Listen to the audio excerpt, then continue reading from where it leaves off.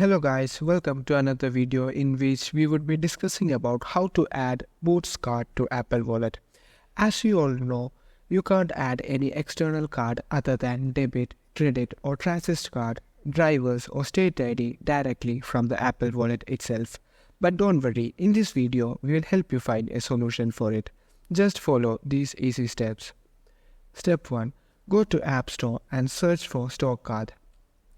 Install the app. After installing, open the app. You will be able to see the most frequently used cards by the users on the home page. Click on the Add button on the top right corner and search for Boots. Click on it. Now you can scan your card via the front camera or enter your card details manually. After doing this, click on Save. Once you have saved it, your card will be automatically added to the Apple Wallet.